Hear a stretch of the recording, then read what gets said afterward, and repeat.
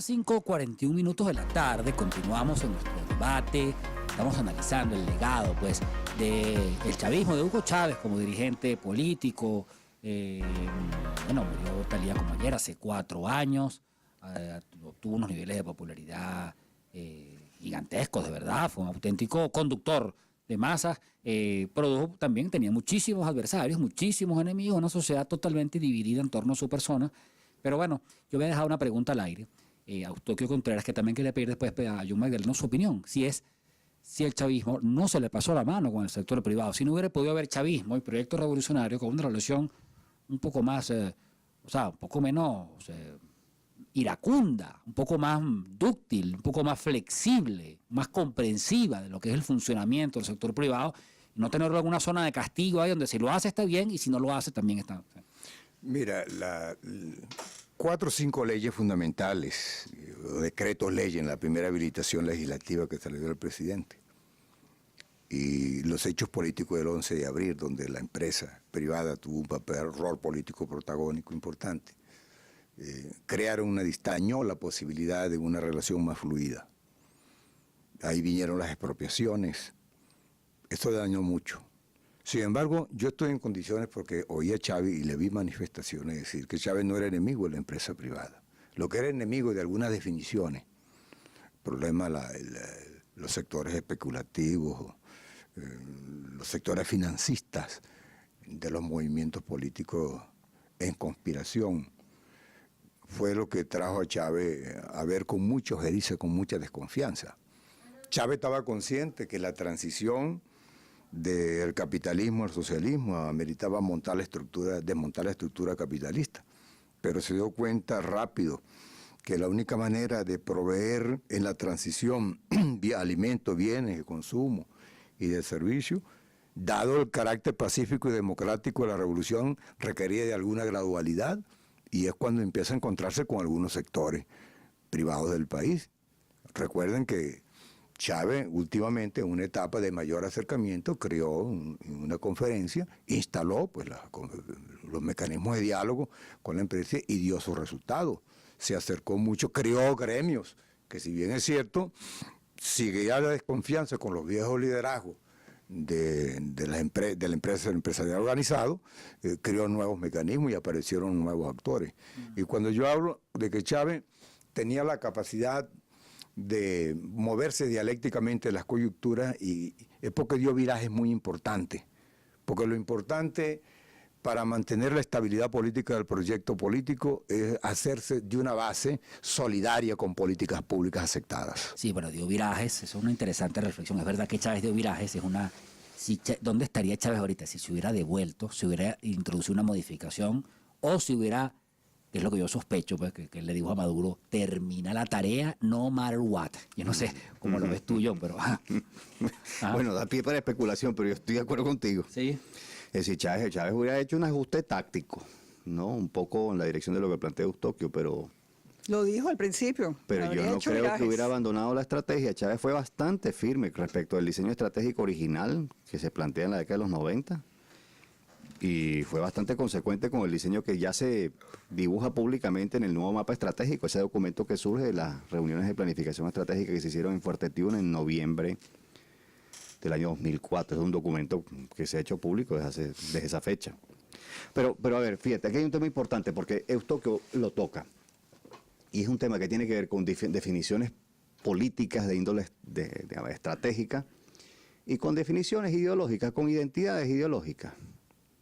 Yo no sé si, digamos, todo el chavismo estaría de acuerdo conmigo en esto, es complicado, o un sector de él, pero yo tengo la idea, la apreciación de que el chavismo está muy anclado no solo a una narrativa que pertenece a otro tiempo, digamos, reivindicando unos valores y unos referentes que pertenecen a otro tiempo, como si acaso no se hubiese asimilado, digamos, la desaparición de la Unión Soviética, la caída del muro de Berlín, no se hubieran asimilado experiencias, digamos, en donde el socialismo real del siglo XX falló y estrepitosamente. Sino además, no solo en ese sentido digo, sino además, es que parece como si se tratara de una izquierda, y perdón si el comentario suena duro, Eustoquio, quizá no te involucra, quizá no te involucra, pero pareciera una izquierda que no ha asimilado, por ejemplo, la importancia de la economía de mercado, aún regulándola como corresponde para cualquier Estado.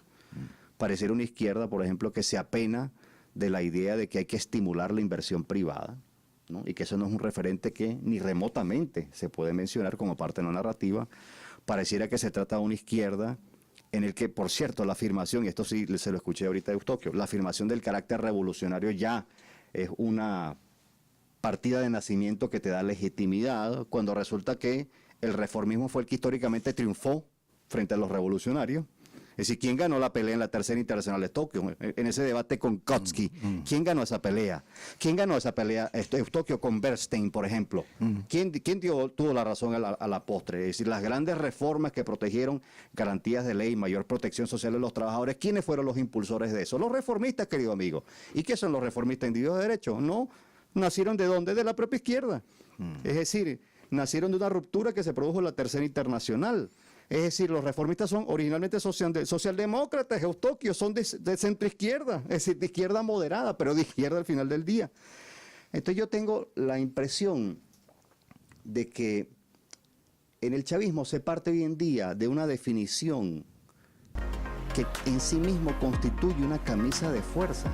¿Por qué no pensar, por ejemplo, en un chavismo moderado?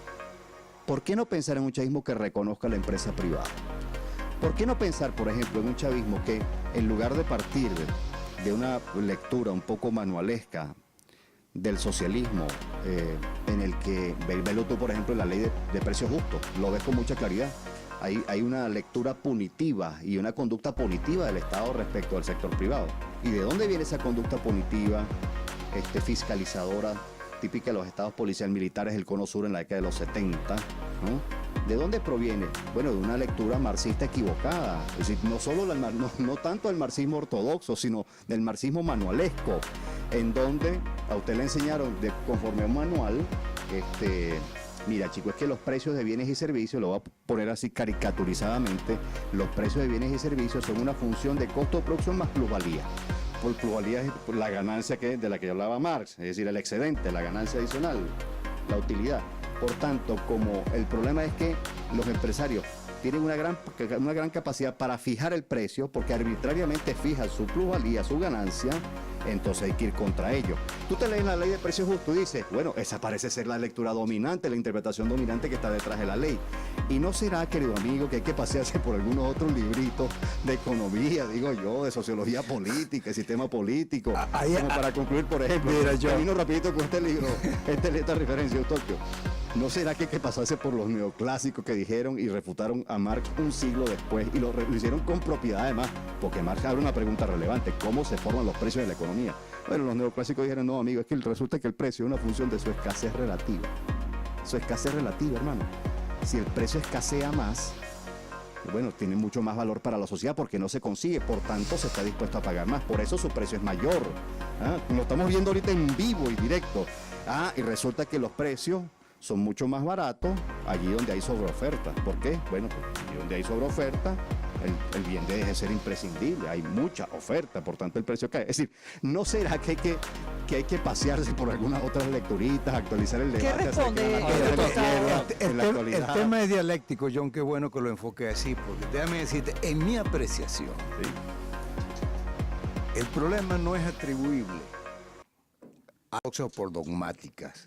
Yo creo que más bien es por la carencia de definición ideológica. En Venezuela, lo que ha hecho fracasar en lo que de fracaso pueda tener social y económicamente la gestión de la revolución, digámoslo así, no es culpa del socialismo, sino de las políticas del pasado que todavía están presentes. El paternalismo de Estado, la corrupción, el clientelismo, el manirrotismo, para usar una expresión tradicional, eso está presente. ¿Usted cree que este Eso gobierno hizo daño en del el chavismo haya triunfado en sus políticas, por ejemplo, económicas? No, se ha hecho un esfuerzo, pero indudablemente que no.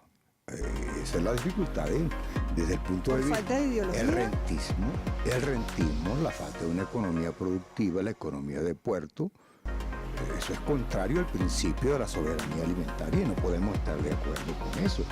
El socialismo que nosotros planteamos es el socialismo que conceptualmente se entiende por creativo. fresco. Y el socialismo no puede ser dogmático, porque si bien es cierto en todas partes del mundo, está constituido, definido por elementos que son comunes, en su aplicación tiene que tomar en cuenta lo que se llama la idiosincrasia, la realidad de cada uno de los pueblos. No es igual la orientación del socialismo en Nicaragua, por ejemplo, que en Venezuela. Fíjate el caso, ahorita Magdalena se está hablando, y tú tocaste un aspecto bien interesante dialécticamente. Se está tan claro que hay que salir de los dogmas, que ya se está hablando en los foros más avanzados ideológicamente, científicos, de alternativas, fuerzas alternativas al neoliberalismo. Tanto en la fuerza que acumulan condiciones para llegar al poder, como la gestión del gobierno, de las posiciones de derecha que han llegado al poder. De tal manera que eso se está discutiendo, y tiene que ser así, porque nosotros, cómodos intelectualmente, nos hemos quedado dictando consignas hoy que representan teorías que fueron elaboradas para darle respuesta a hechos que hace 200 años quedaron atrás. Y hay nuevas realidades sociales, económicas, que está sufriendo Estas son la gente, cosas que se debaten. no tienen respuesta. Estas son cosas que se debaten en el chavismo, Eustoquio, en este momento, con tus compañeros. Vamos a hablar de chavismo, no PSUV, sino movimiento popular. Bueno, nosotros chavista. la discutimos. No hay, todos los factores no nos sentamos a discutir, y yo creo que eso es un gran defecto. Pero yo creo que la sociedad venezolana toda, aquí hace falta muchos debates. Yo pienso que los factores opuestos al gobierno deben debatir, y los que estamos en función de gobierno también debemos debatir. Nosotros no estamos en el gobierno y la dirección política, pero acompañamos en este espacio, pero estamos conscientes que los nuevos constructos hay que discutirlos. Thomas Kuhn, el estructuralista de la posguerra más grande de Norteamérica, Kuhn, que hablaba de la ciencia estable, que fue el que mejor interpretó el problema de los paradigmas. Sí, señor, la estructura de las revoluciones científicas. Claro, la estructura de las revoluciones científicas. Y él decía que cada vez que un hallazgo científico se mantenía vigente, era una ciencia estable. Pero como la sociedad evoluciona y los hallazgos científicos se quedan, cuando entran la dinámica de la sociedad con nuevas necesidades, entran en crisis aquellos paradigmas, y las sociedades científicas empiezan a discutir las nuevas respuestas teóricas para esos nuevos problemas. Bueno, eso hay que entenderlo. Más allá y más acá de las ¿Y en el ideologías. chavismo cuándo se va a tener una nueva respuesta teórica? Bueno, nosotros lo estamos debatiendo, por eso yo te hablaba de la confrontación reformista y del chavismo de izquierda que está ahí, eso hay que decirlo. Aquí hay una responsabilidad con el proyecto, pero fundamentalmente llegó la hora de ejercer la responsabilidad que uno tiene frente al país. ¿Cuál es Temas el legado? concretos, ¿no? Claro, ¿cuál es el legado de Chávez? Nos quedan 5 minutos. John Magdalena. Bueno, mi balance no es positivo, mi balance es negativo. Mi balance es el de una economía arruinada, que ya acumula 4 años de recesión, incluyendo a este. Pongamos 3, que ya acumula 4 años de la tasa de inflación más alta del mundo. Es decir, lo que ha ocurrido es una destrucción importante del aparato, del tejido empresarial e industrial, o por lo menos de una cuantía significativa del aparato industrial y empresarial, una destrucción significativa del poder adquisitivo de los venezolanos. La gente está pasando hambre hoy, literalmente hambre. Literalmente, en los estudios se reporta entre 60 y 66% de los entrevistados declara que en su hogar se come entre 1 y 2 veces al día. El más reciente, ese es el Benebarómetro del año pasado, diciembre del año pasado. El estudio de Encovi ya reporta por lo menos 1/3 que abiertamente dice que está, digamos, comiendo menos de 3 comidas. Es decir, en lo socioeconómico, una destrucción de las capacidades. Amartya Sen entendía la libertad como capacidad. Había una destrucción de las capacidades. Y en lo político, que es una de las cosas que más me preocupa, bueno, el saldo es un autoritarismo mucho más abierto, que se dirige en la dirección de un autoritarismo hegemónico, unas mayores dosis de intolerancia política en la sociedad, vemos mayores dosis de violencia social y política. Es decir, para mí el balance no es positivo. Y para el diputado Eustoquio Contreras. Bueno, yo he dado demostraciones de criticar lo que no estoy de acuerdo, son muchas cosas, pero Chávez dejó vertientes muy importantes. Haber derrumbado un viejo orden ya agotado, que no se podía, echar las bases en el proceso constituyente con una nueva constitución que es el programa del país, haber visibilizado al pueblo y politizarlo, haber ensanchado con independencia y una liberación nacional de respeto, autodeterminación bajo el concepto de soberanía a Venezuela y dejar un país en movimiento político, a mí me parece que es muy importante. Incluso Chávez dejó el libro azul, reflexiones, y una capacidad de autocontrol. Cuando Chávez habló de revolución dentro de la revolución, guerra, burocratismo y la corrupción, y las 3 R, de rectificación, de revisión, de reimpulso, caramba, y R. Ahora, que sus colaboradores más inmediatos no hayan tenido la voluntad o la capacidad para asumirla, como creo que una nueva generación de dirigentes tiene que asumirlo, es otra cosa. Pero indudablemente que Chávez es uno de los dirigentes, no el único, que dejó muchas cosas sobre las cuales afincarse para abrir nuevas etapas de búsqueda en el país. Bueno, muchísimas gracias a nuestros invitados. Ya el tiempo se nos termina. Es Eustoquio Contreras, miembro del Pueblo Patriótico de la Vanguardia Republicana Bicentenaria, bueno, del campo social y político del chavismo, un dirigente que además ha llegado a ocupar cargo, viceministro, y que tiene un tiempo, pues, ejerciendo la crítica desde su campo, y yo, Magdaleno, conocido analista, politólogo, experto en temas políticos, pues hemos conversado con él al aire, con ustedes, pues, en muchísimas ocasiones. Es un tema sobre el cual, pues, vamos a tener que estar volviendo muchas veces, porque yo siento que, claro, hay una parte importante de la sociedad que quiere dejar un poco a Chávez atrás y ver la tragedia social se ha agravado y continúa. Seguramente llegará el momento de ver también las cosas como siempre pasa, pues con más calma, ¿no? Una vez que el país también logre superar sus tormentos. Pero de momento tenemos el rancho ardiendo. Así es la cosa. No, pero qué bueno Ajá. que se den estos debates. Y a Así es que resaltar, Claro que sí. yo quisiera resaltar algo bien importante, que es la armonía de esta hora de Total, conversación. absoluto respeto. Muchísimas gracias, de verdad. Yo señor. respeto mucho al diputado Contreras. No, yo también, yo creo que eso tiene que ser. Y este es el país, este es el país que hemos conocido y el que tendrá que seguir reinando. Así será. Muchísimas gracias, Eustoquio, de verdad, por haber venido. Y fíjate que hoy hemos coincidido, hemos discrepado en otras cosas, Sí, con mucho respeto. Sin problemas. Sí. Suerte, gracias por la invitación.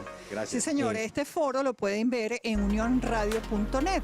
Y muchísimas gracias a los seguidores de Amoleiro y María F. Flores 2 en Sí, Twitter. señor, además por sus Por mensajes. sus comentarios, todos en positivo y todos edificantes. Arleno, nos volveremos a ver en una próxima Claro que oportunidad. sí. Bueno, en la jefatura de producción de este espacio estuvo, como todos los días, Carmen Elena Torres. En la jefatura de redacción, Virginia Hernández. Un jefe de información, María Fernanda Zambrano. En la producción, Katiuska Romero. En la lectura de las informaciones, Anita Grantio. En los controles, Wilmer Murillo. Esta fue y es una producción de Unión Radio con María Fernanda Flores. Y Alonso Moleiro. Son las 6 en punto de la tarde y decimos, nos vemos mañana, cuídense.